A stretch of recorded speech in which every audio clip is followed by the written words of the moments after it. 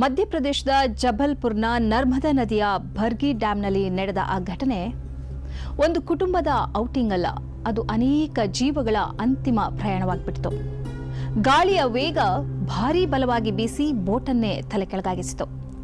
ಆ ದೃಶ್ಯವನ್ನ ತಮ್ಮ social ಮೀಡಿಯಾಗಳಲ್ಲಿ, TV ಚಾನೆಲ್ಗಳಲ್ಲಿ ನೋಡಿದಂತಹ ಎಲ್ಲರ ಕಣ್ಣುಗಳು ತೇವವಾಗಿದ್ದವು, ಮನಸ್ಸು ಕೂಡ ಕಲ್ಕೊಂತಿತ್ತು.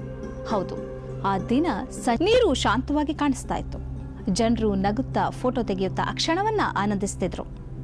ಯಾರಿಗೂ ಗೊತ್ತಿರಲಿಲ್ಲ ಇನ್ನೇನು ಕೆಲವೇ ನಿಮಿಷಗಳಲ್ಲಿ ಎಲ್ಲವೂ ಬದಲಾಗಲಿದೆ ಅಂತ. ಹಠಾತ್ ಆ ತಂಗಾಳಿ ಬದಲಾಗಿದೆ.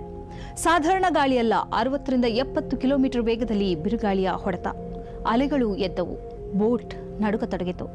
ಮೊದಲಿಗೆ ಎಲ್ಲರೂ ಏನೂ ಆಗಲ್ಲ ಅಂದ್ರು, ಆದರೆ ಕೆಲವೇ ಕ್ಷಣಗಳಲ್ಲಿ ನಗು ಕಿರುಚಾಟವಾಗಿ ಬದಲಾಯಿತು. पानी एकदम से हम लोग सही से बैठे हुए थे, हवा चलने लग गई एकदम से, और क्या कहते हैं तेज वेव्स आने लग गई. तो सारे उधर के गांव वाले भी कह रहे थे क्रूज वाले अंकल को कि आप साइड में लगा लो, अभी मौसम ठीक नहीं है. बट वो मान नहीं रहे थे किसी की बात. वो बीच में ले गए, एकदम बिल्कुल डैम के साइड में, उधर बीच में ही ले गए बिल्कुल.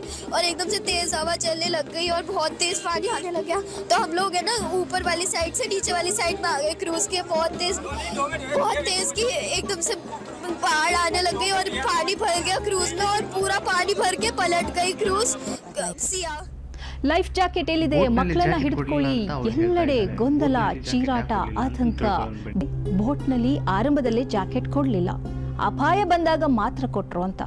ಅಷ್ಟರೊಳಗೆ ಸಮಯ ಕೈತಪ್ಪಿತ್ತು. ನೀರು ಒಳಗೆ ನುಗ್ಗತೊಡಗಿತು, ಬೋಟ್ ತೂಗಿತು ಮತ್ತು ಒಂದು ಕ್ಷಣದಲ್ಲಿ ಎಲ್ಲವೂ ತಲೆ ಕೆಳಗಾಯಿತು. ಒಂದು ಕ್ಷಣದ ಕತ್ತಲೆ. ಆ ಕತ್ತಲೆ ನೀರಿನೊಳಗೆ ಪ್ರತಿಯೊಬ್ಬರು ತಮ್ಮ ಜೀವಕ್ಕಾಗಿ ಹೋರಾಟ ಮಾಡ್ತಾ ಇದ್ರು, ಕಿರ್ಚಾಡ್ತಾ ಇದ್ರು. ಕೊನೆಗೊಂದು ದೃಶ್ಯ ಎಲ್ಲರ ಹೃದಯವನ್ನೇ ಕಣ್ಣೀರ ಕಡಲಾಗಿಸಿತು. ಒಂದು ತಾಯಿ ತನ್ನ ಚಿಕ್ಕ ಮಗನನ್ನ ಬಿಗಿಯಾಗಿ ಹಿಡಿದಿದ್ಲು. ಕೊನೆಯ ಕ್ಷಣದವರೆಗೂ ನನ್ನ ಮಗ ಉಳಿಯಬೇಕು ಅನ್ನೋ ಒಂದೇ ಚಿಂತನೆ ಇತ್ತೋ ಏನೋ. ರಕ್ಷಣೆ ತಂಡವು ಹೇಳ್ತದೆ ಅವರಿಬ್ಬರೂ ಒಂದೇ ಜಾಕೆಟ್ನಲ್ಲಿ ಸಿಕ್ಕಿದ್ರು ಅಂತ. ಅದು ಭಯ ಮತ್ತು ಪ್ರೀತಿಯ ಕೊನೆಯ ಆಲಿಂಗನವಾಗಿತ್ತು. उसमें तो हम देख के हैरान हो गए अंदर कि भाई लेडीज को खींचे तो पहली बात तो लेडीज उस पे से आ नहीं रही. हम देखा क्यों नहीं आ रहे, तो देखा तो उसके हाथ में सिमट के एक बच्चा पड़ा था. तो हम उसको खींच रहे लेकिन उसकी पकड़ अपने बच्चे से हिल नहीं रही थी उस लेडीज की. ಆ ನೀರಿನೊಳಗೆ ಒಬ್ಬ ತಂದೆ ತನ್ನ ಕುಟುಂಬವನ್ನ ಕಳೆದುಕೊಂಡ, ಒಬ್ಬ ಮಗು ತಾಯಿಯನ್ನ ಕಳೆದುಕೊಂಡಿತು, ಒಬ್ಬ ತಾಯಿ ತನ್ನ ಪ್ರಾಣವನ್ನೇ ಮಗನಿಗಾಗಿ ಕೊಟ್ಲು. ಬದುಕುಳಿದವರ ಮಾತು ಕೇಳಿದ್ರೆ ನಾವು ಕೂಗ್ತಾ ಇದ್ದೆವು, ಆದರೆ ಆ ಗಾಳಿಯ ಶಬ್ದ ನಮ್ಮ ಕಿರುಚಾಟವನ್ನ ಮುಚ್ಚಿಬಿಟ್ಟಿತ್ತು ಅಂತ.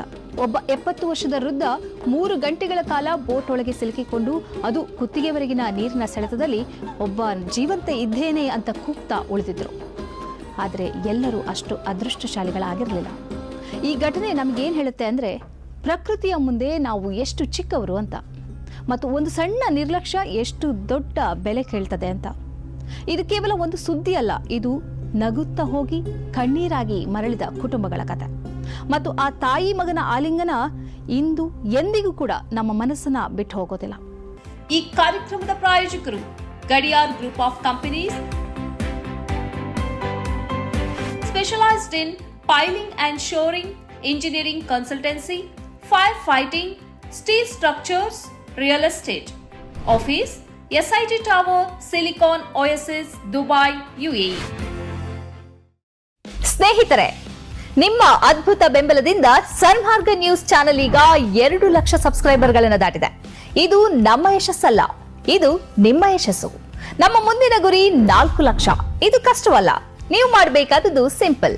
ನೀವು ಸನ್ಮಾರ್ಗ ನ್ಯೂಸ್ ಚಾನೆಲ್ ವಿಡಿಯೋವನ್ನ ನಿಮ್ಮ ಸ್ನೇಹಿತರಿಗೆ, ಕುಟುಂಬದವರೊಂದಿಗೆ ಹಂಚಿಕೊಳ್ಳಿ ಮತ್ತು ಅವರಲ್ಲೂ ಸಬ್ಸ್ಕ್ರೈಬ್ ಮಾಡಲು ಹೇಳಿ. ನೀವು ಶಕ್ತಿಯನ್ನು ಕೊಡಿ, ನಾವು ನಿಖರ ಸುದ್ದಿ ಕೊಡ್ತೇವೆ. ಧನ್ಯವಾದಗಳು.